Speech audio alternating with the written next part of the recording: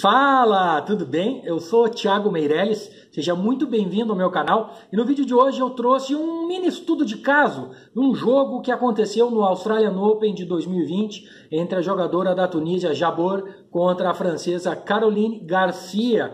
Esse é um jogo que eu me preparei para que ele houvesse muitas variações, já que são jogadoras que têm inconstâncias durante as partidas, geralmente jogam um set bem, outro set mal. Essa foi a minha preparação para esse jogo. Geralmente isso acontece no padrão delas, ou começam devagar e depois melhoram e se invertem, enfim.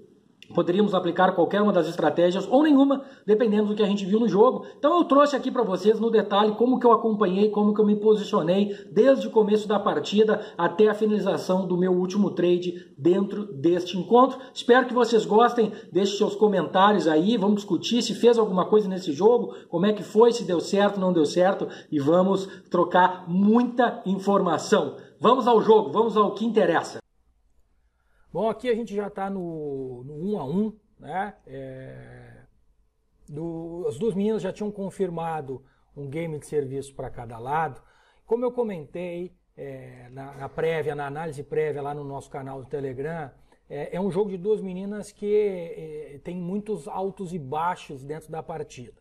Então, é o tipo do jogo que a gente precisa esperar, ver quem começa melhor e tentar observar alguns sinais, tanto de estatísticas quanto de leitura de jogo, de que a jogadora que começou pior comece a se recuperar na partida. Essa é a intenção num jogo como esse, né? Obviamente acompanhada de uma boa posição no mercado, de um preço interessante, para que a gente possa fazer uma entrada que ofereça um valor legal para um trade com o menor risco possível e com o maior potencial de lucro. E é isso que a gente buscou nesse jogo. Então, o jogo vai desenrolar um pouco aqui e eu vou trazer algumas informações de como que eu trabalhei esse jogo, já que, como eu comentei para vocês, eu não consegui gravar o áudio nessa operação.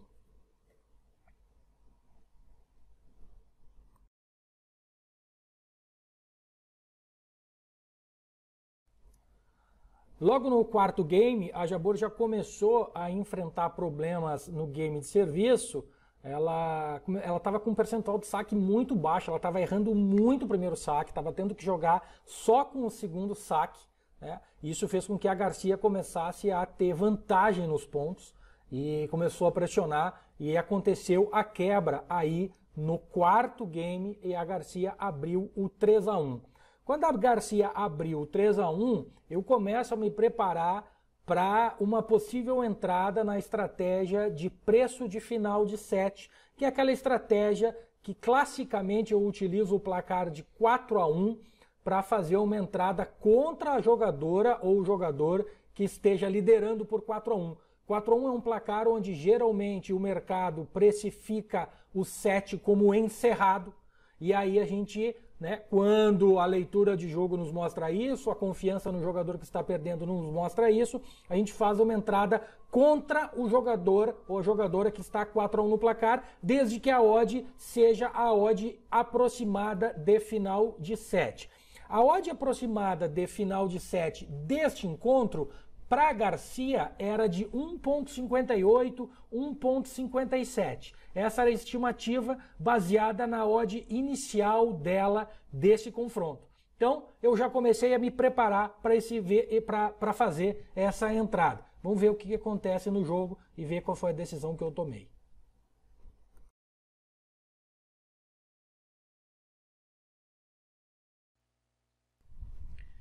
Então aqui a gente viu a Garcia confirmando com tranquilidade mais uma vez um game de serviço, fechando em 40 a 15, 4 a 1.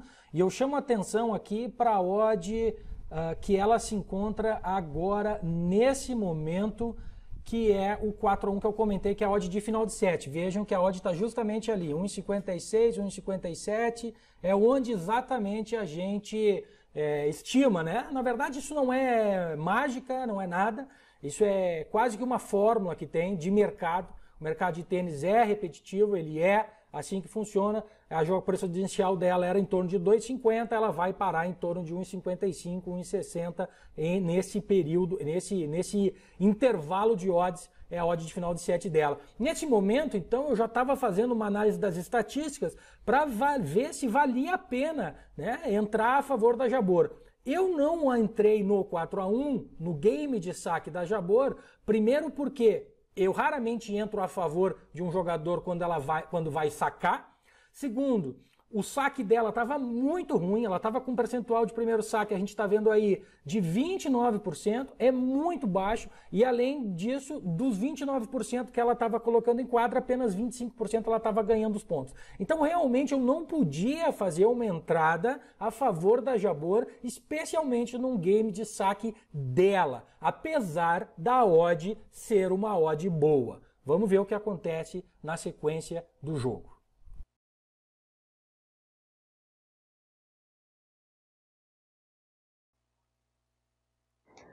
Bom, nesse momento a gente vê que a Garcia já está com 0,40 no 4-1 e a gente percebe onde que foi parar aquela odd. Lembra que eu comentei que a odd de final de set estimada era em torno de 1,57, 1,58, mas isso é uma estimativa que se faz para um set disputado, né? Um set onde haja uma quebra, um 6-4 ou um 6-3. Aí o mercado já está percebendo que vai acontecer um 6-1 provavelmente e um set muito dominante da Garcia. E é claro que o mercado reage com relação a isso. A gente já está aí vendo a odd cair a 1,37, 1,36 e isso nos daria um prejuízo de 20 ticks se a gente tivesse decidido arriscar. Eu vou ver o que vai acontecer, vou entrar a favor da Jabor porque a odd da Garcia já está boa para fazer um lay. Errado, porque é um risco absolutamente desnecessário que a gente estava correndo para tomar aí quase 20 ticks de prejuízo.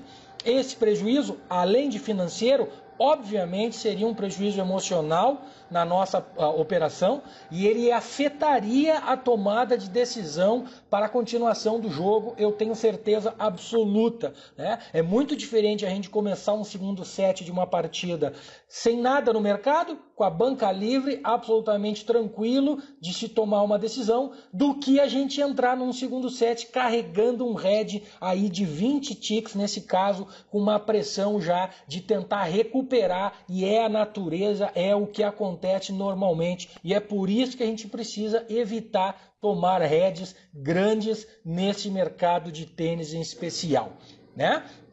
Vamos ver, a Garcia aqui então confirmou e provavelmente aí ela iria fechar o 6-1 e aí a gente vai ver o que eu acabei analisando para a continuidade do jogo.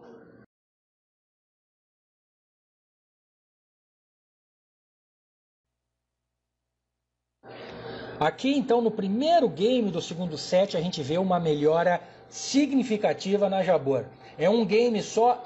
Mas é um game que ela confirmou jogando muito bem e sacando muito bem. Isso é fundamental. Houve uma mudança muito significativa na linguagem corporal dela, na diferença com que ela jogou os pontos, tá? Obviamente eu não consigo mostrar o vídeo aqui pela questão que a gente tem do YouTube de direitos autorais e tal, mas tanto na questão de pontuação de ter sido um 40-15, quanto na questão de pontos, como os pontos foram jogados, houve uma melhora na Jabor e foi aí que eu decidi fazer a entrada contra a Garcia, abrir um lay na Garcia a 1,43. Agora prestem atenção, 1,43 não é o 1,58, que é aquela primeira odd que a gente esperou, e também não é o 1,36, 1,37, que foi onde terminou o primeiro set. Né? Poderia ter entrado no 1,37? Poderia, mas eu não poderia fazer uma entrada a favor da Jabor sem saber se ela ia continuar no mesmo nível do primeiro set ou se ela ia mudar como de fato mudou. Eu perdi, entre aspas, um lucro de 10 ticks para cima, quase 10 ticks, perdi. Mas eu prefiro isso do que eu correr o risco de tomar uma quebra logo de cara e aí eu tomar essa odd de 1,35 ia cair para lá, 1,15, 1,14 e eu ia tomar mais 20 ticks de prejuízo. Então eu prefiro perder um pouco de valor no trade, vamos dizer assim, para preferindo fazer uma entrada com mais segurança. Aí a gente fez a entrada, fui correspondido a 1,43 e o jogo desenrolou. A Jabor já de cara começou a colocar pressão no game de serviço da Garcia, fazendo devoluções mais agressivas e colocando em prática o jogo dela, que é o jogo de ataque, é um jogo com um forehand muito forte e tentando dominar sempre os pontos logo do começo. Vamos ver o que acontece aqui.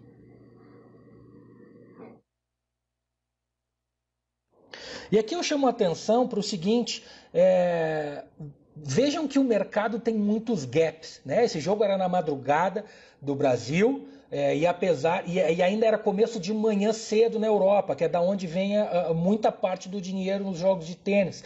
Então o mercado estava extremamente vazio, vamos dizer assim. A gente vê aí que tinha menos de praticamente 100 mil dólares correspondidos no mercado, tá? Então a gente precisa ter um pouquinho de cuidado aqui nesse tipo de mercado.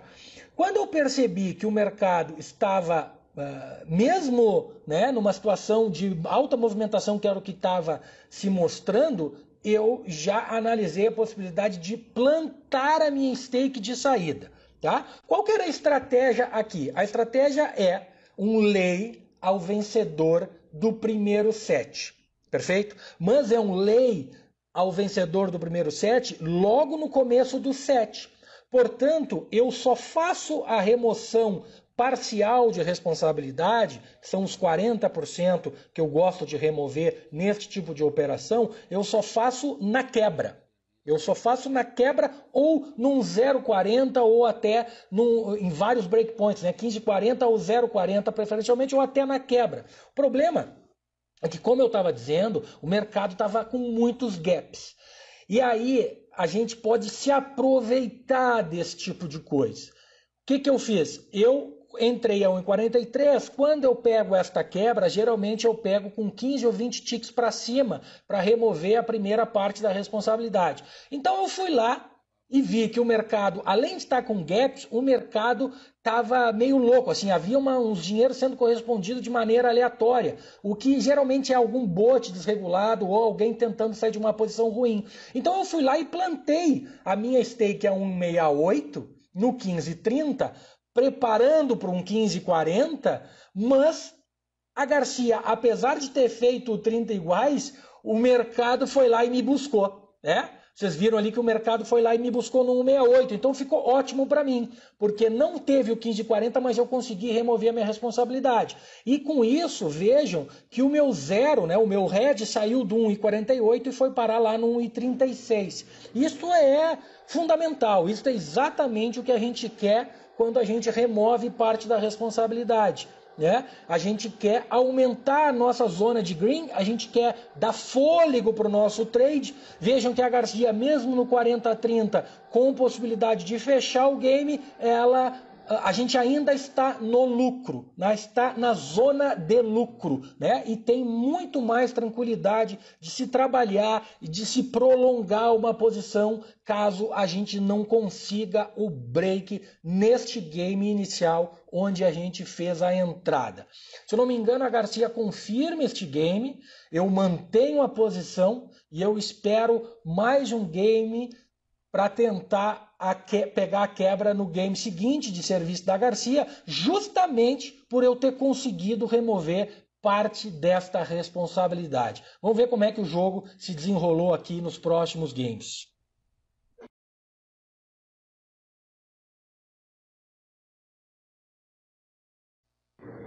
Bom, a Jabor acabou confirmando o game, não foi um game que ela sofreu pressão, o game acabou indo para o iguais, né? E ali foi onde o mercado chegou um pouquinho abaixo do meu início de head, mas como a gente falou, né? A remoção dos 40% de responsabilidade faz com que a gente tenha uma green zone maior, eu pude aguentar essa mini pressão de iguais, né?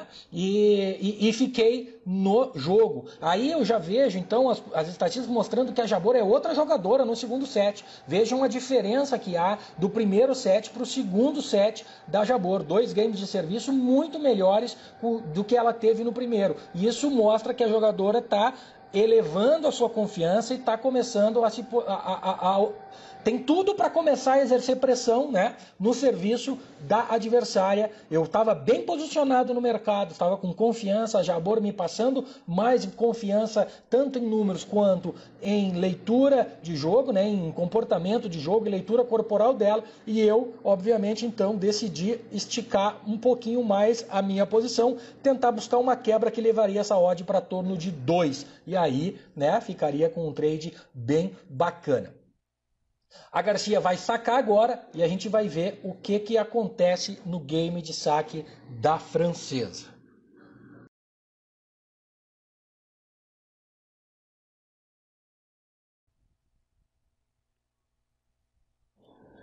Bom, aqui a gente vê então a Jabor com breakpoint no game de saque da Garcia.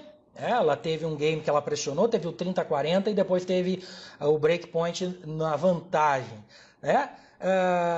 A Jabor era outra jogadora na quadra nesse momento, dominando muito mais os pontos, né? Conseguindo imprimir mais o ritmo de jogo dela e conseguiu o break finalmente fazendo o 3-1. Nesse momento a odd foi a 1,80 e a gente tinha aí mais de 60% de lucro sobre a stake inicial, mesmo removendo 40% de responsabilidade. Desculpa, na verdade a gente tinha em torno de 40% da stake inicial, que era 50%, porque a nossa responsabilidade agora já era só de 30%, né? A gente havia removido 40%. Então a gente já estava com um lucro de 20 sobre 30, ou seja, já tinha quase 100% sobre a stake que estava no mercado, né? São alguns pontos de vista que a gente pode ter. O que eu fiz aí? Eu removi mais uma parte da responsabilidade, né, mais 40% dos 30 que estavam lá, ou seja, $12, para remover mais ainda o meu risco. Né? Na verdade, aí eu cliquei errado na hora, eu cliquei no botão de head, né? Esse é problemas da madrugada. Cliquei no botão de head, depois eu cancelei essa entrada, esperei o 30-15 para pegar uma subida maior de odd. Essa odd foi a 1,87, quase 1,90, se eu não me engano, e aí sim eu fiz a remoção da responsabilidade. Né? Por que eu fiz no 30-15? Né? Porque depois do 30-15, se ele vai para o 30 iguais, a odd ia voltar para aqueles 1,70 e poucos que eu estava achando pouco para mim, tá? Para o meu trade eu estava achando pouco. E aí no 30 iguais, se eu arrisco o 40-30, pode ser que venha breakpoint. E aí a odd cai mais ainda. Então no 30-15 é a posição onde a gente tem ponto de inflexão muito grande. Então eu preferi me posicionar aí e começar a garantir um lucro bem interessante deste trade. O que aconteceu aqui foi que a Garcia, a Jabor, na verdade, conseguiu o 40-15, o mercado começou a empatar já o jogo, né? A Jabor era a favorita antes do jogo, então como a Jabor já estava prestes a abrir um 4-1, o mercado já estava levando essa odd em direção às odds iniciais. Veja que já vai acontecer um flip aí, a Garcia já começa a vir a zebra, né? E o mercado começa a se reposicionar para um provável terceiro set. Eu espero a confirmação de saque aí da Jabor. Fez o 4-1, o mercado foi a 2,04. Eu faço o hedge total, fecho o meu trade completo e consigo 50% da stake inicial, um pouco a mais, né, de 50% da stake inicial, num trade que foi feito absolutamente de maneira tranquila. Nos aproveitamos de uma característica do mercado com muitos gaps, de baixa liquidez. Conseguimos fazer uma remoção parcial da responsabilidade, mesmo sem ter uma vantagem na pontuação, o que foi muito bacana. Nos deu possibilidade de esticar um pouco a nossa posição dentro do mercado, mas a leitura de jogo foi correta, as estatísticas nos deram informações suficientes para permanecer no mercado e conseguir esta quebra da Jabor e a aplicação bem sucedida da estratégia de lei ao vencedor do primeiro set.